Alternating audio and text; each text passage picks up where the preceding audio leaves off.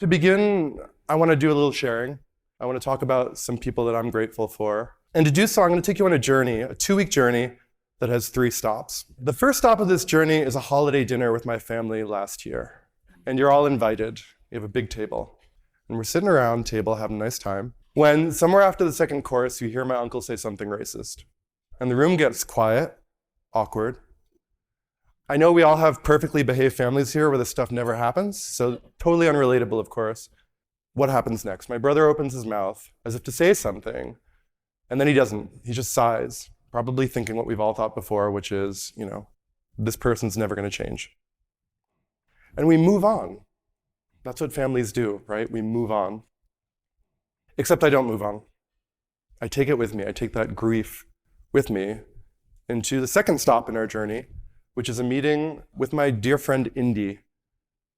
Indy's a Black queer woman, first generation, low income, at the time in her second year at university. And we're talking about the research of our neuroscience labs that study bias, emotions, and empathy. And I'm telling Indy about my holiday dinner, and I'm hoping to elicit some empathy from her. And instead she looks at me and she just kind of rolls her eyes and says, "Micah, story of my life. Except I do speak up when stuff like that happens, and I feel like a jerk when I do. I'm the only one who speaks up. Nobody backs me up. I'm the bad person. I'm the squeaky wheel." And so now I'm feeling more than grief. I'm feeling anger. I'm feeling resentment. I'm feeling a time-forged Asian quality of self-bitterness. And that brings me to the third stop of my journey, where a few days later I was in a meeting with a corporate client, an institutional client. We're sitting around the table in the middle of this meeting, good team, and someone in the meeting says something offensive, and that grief and anger just boiled up and it blurted out at me. And I said, "Hey, sorry, but that offended me. And I don't think you meant it that way, but still, I think it was offensive." And I was scared. And the next thing that happened is that I was fired, and this is the last thing that I'm going to be doing. No. The next thing that happened is someone else said something too. Someone else said, "Hey, that bothered me as well." And we got into a conversation about it that not only got resolved, but we all felt better afterwards. Even the person who made the offensive comment felt included in the conversation, and we became a better team for it. And I thought about that. Why in the first part of our journey was it a failure when no one spoke up? Why, when my friend Indy speaks up and nobody else speaks up but her, does that also feel like a failure? And why, with this institutional partner, when we were in a meeting and 2 people spoke up, why did that work? What happened?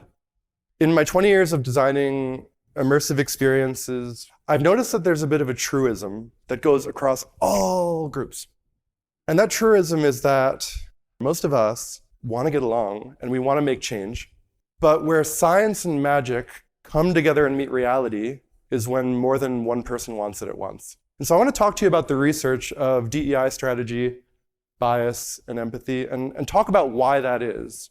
And to do so, we're going to talk about teams. Because every stop in this journey so far has been a story of teams. We are a team right now. We live in a world of teams. Teams are all of us. And in 2016, Google did a massive study to try and understand what makes teams great. And they looked at everything you could possibly look for. They asked themselves, is it people with similar educational backgrounds? Is it combining the best people? Is it combining people with similar interests? Well, that doesn't hurt, right? But no. Is it putting introverts and extroverts together, that old tune? The answer is none of those. None of those makes a team great. What makes a team great, as I'm sure you've all experienced, is a vibe. It's what we call in social science group norms. It's a feeling of connection. It's a feeling of being real in the present moment. And the number one factor that creates those social norms, those group norms and that vibe, it's psychological safety. We know this, right? Psychological safety meaning, I'm able to speak up and someone responds and I don't feel so dumb for the thing I said just now, even though I thought I was going to feel dumb about it. Psychological safety leads to the dependability that we need on each other. It leads to a sense of structure in our work. And it leads to intrinsic motivation, a feeling of meaning, a feeling of purpose. And that ultimately does lead to the impact that we're looking for. And that impact is important because that impact also aligns our goals with the people that hold the power. And it affects the bottom line. Trust affects the bottom line. Psychological safety affects the bottom line. But here's the thing. We do not believe that you can have a psychologically safe team that doesn't feel inclusive. Put yourself in a meeting in your mind that you've been to before, and you're in the middle of it. There's 10 minutes left, let's say, and you're with 4 other people. Someone says something unintentionally sexist. One person speaks up and says, hey, that felt sexist to me. What happens in most meetings all across the country? Well, the answer is nothing, right? Crickets chirping. Things get quiet and awkward, just like at my holiday dinner. Maybe someone speaks up and says, hey, we only have 10 minutes left of this meeting, so maybe we should talk about it another time. They try and manage away the conversation. We try and move on there too. But that's why people start to pull back. We start to emotionally pull back. We start to check out. And over the course of time, we leave entirely. And I'm not here saying that this is what people look like that make everyone leave entirely, just to be clear.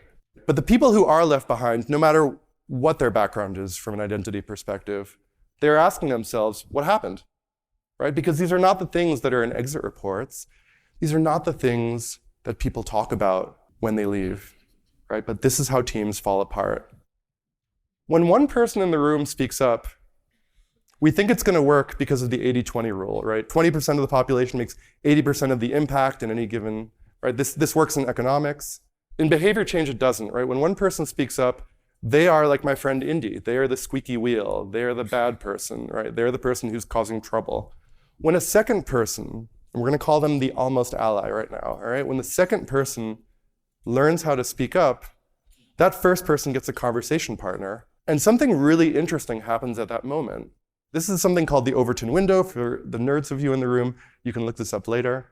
The Overton window is the idea that it is not the viewpoints on the outside that cause change. It is the viewpoints in the middle that cause change. So in order to cause that change, we have to get the person on the outside and the person in the middle who already has an acceptable opinion to agree with each other, to speak up together. And what that does is it shifts the environment. Instead of focusing on the person all the way at the other end of the spectrum, instead of focusing on the person like my uncle. So let's go back to that idea, right? I want to give you a key, and this key combines the DEI strategies of hundreds of DEI folks that we've worked with, bias research of our scientists, and the science of empathy. It's a golden key, and we can put it in our pocket, and we can take it out whenever we need it. And that key is called 2 in the room. 2 in the room means 2 people in every room who are comfortable and willing to speak up for the rights of others. 2 people in every room who are immersed in each other's perspectives, making them motivated to speak up. And these 2 people can open the doors to the conversations that need partners, the perspectives that need followers, and the ideas that need to be discussed in order for us to create radical change without needing to change the radicals. So the question that I've been asking myself, how do we get that? Who is that second person? In the last 3 years, we've been sharing this immersive experience with hundreds of organizations. Over 15,000 people have walked in the shoes of my friend Indy and people like my friend Indy. And what I've learned is that most of the work we're doing out there is not focused on getting that second person right now. So what are we focused on today? Despite what some popular media might like us to think, despite what our emotions sometimes feel, we are not a country of racists and non-racists, sexists and non-sexist. We're on a spectrum. Okay, and that spectrum isn't even a line, it's more like a bell curve. Right? And on one side of the spectrum, we have the outspoken advocates. On the other side of the spectrum, we have explicitly biased people who are trying to justify it. And then we have the middle. And the middle is split up too a little bit, right? On one side, we have the people who are quite biased and they have no clue. I'm sure you know a couple people like that. And then we have the almost allies. And then we have the well-meaning empaths, which is the biggest part of the bell curve. It's most of the country is people who say, I wish we could all get along. I don't understand why we don't all get along, because they're underexposed to understanding. So between those well-meaning empaths and the outspoken advocate, we have the almost ally. And just to keep it simple, I want to imagine it's not a bell curve right now. I want to imagine it's you and 5 other people in the room. So what we normally do in our country, in our classrooms, in our environments, is we look at this person And we ask our DEI directors, we ask our chief people officers to do something about this person, right? Why do we do that? Because they drive us crazy. Because they hurt our feelings, because it's wrong, because it's painful. So it's very understandable from an emotional standpoint why we do that. But from a research standpoint, it's not. Bias is a lot like a wave in a stadium. Imagine you're in the 80th row of a stadium. If other people are standing up to do the wave, scientists don't know if you're going to stand up based on what you had for dinner the night before, based on your personality. But they can predict with a high level of certainty if you're going to stand up based on how many people are standing up around you. And that's showing us that bias isn't only historical. It's not only about where you're from, it's about the environment that you're in. And so if someone is an explicitly biased person, chances are they're in an environment of explicit bias, which makes them very, very hard to change. So from a scientific standpoint, focusing a lot of energy on that explicitly biased person who's trying to justify it is a really uphill battle. However, when the outspoken advocate becomes seen, heard, and understood by the almost ally, something really magical happens. The well-meaning empath gets pulled to become more like an almost ally. The quite biased person who's unaware of how biased they are becomes more aware. And even the explicitly biased person who's trying to justify it becomes less sure of their viewpoint, and that is change. So the question we need to be asking ourselves is not how to change the explicitly biased person, because they will change. But to do so, we need to ask ourselves, how do we activate the almost ally? How do we activate the second person in the room? By and large, our national strategy of destroying the disease of the isms is giving people facts, giving people statistics, and giving people exercises. 75% of DEI programs use negative messaging to get their point across. There's a lot to feel negative about. I'm totally with you there. But when someone told you to do something in a negative way, I don't know how responsive you were. The problem with facts, statistics, and exercises is we need them, but all by themselves, they do not open the door to change.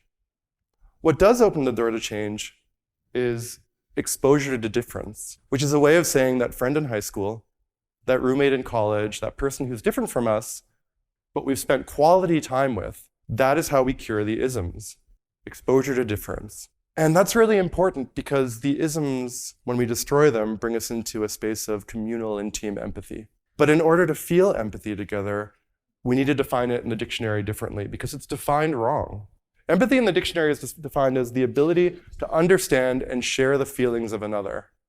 That's impossible. Scientifically, we'll never understand how it feels. We'll never really walk in anyone else's shoes. Right? We'll never really know. We barely understand how we feel. So what if we redefine empathy as the celebration of the validity of someone else's experience to be as valid as our own? And when we can't celebrate it, at least the acknowledgement, even if it's painful, that their reality is still as valid. Maybe not what they're standing for, maybe not what they're believing, but it's still valid. And we do so by immersing ourselves in a plurality of experiences. This could be a cooking class from another culture, taught by someone from that culture. That's a plurality of experiences. You could learn 50 languages this year. You won't know them all by the end of the year, right? But you will have gotten one exposure to one different language every week. Biggest TED Talk in the world, right? Sir Ken Robinson, I'm sure many of us have seen it, right? He said, we need to rethink the fundamental principles in which we are educating our children. We may not see this future, but they will, and it is our job to make something of it. We are seeing this future because we are this future, and we have the opportunity now to make that come true, to make that idea come true. And so to close, I want to go back to that holiday dinner, but this time I want you to invite me to yours. And look around your table for a second. They're your team. All right, and I want you to mentally invite every single person at your table to your holiday dinner too.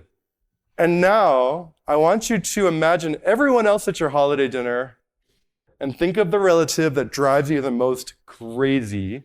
And I want you to focus your energy on this person right now. Mentally focus your energy on them. Close your eyes. Think about them. Really think about them. Think about them saying that thing that they say every year, and you can't believe they still say it. Hold on to that energy. Feel the energy. Define that energy. And now I want you to open your eyes with me. Take a deep breath. And let it go. Let those feelings go. And now I want you to look around again at everyone at the table with you because you invited them. And here's a beautiful thing that's about to happen at this holiday dinner in the future, is that when you decide to speak up and tell that person that what they're saying is offensive, you know by now that someone else at this table is going to back you up. And if someone else at this table decides to speak up and say, hey, I know we just met, but I feel differently. I actually think this person's a great person. And they explain why. Or they say, what did you mean by that? Can you say more? Right? That you become the second person in the room for them. Because this is how we create radical change without changing the radicals and bring them along with us, right? This is how we shift environmental bias. And that is what Two in the Room, your key, from here on in, is all about. All right, thank you very much.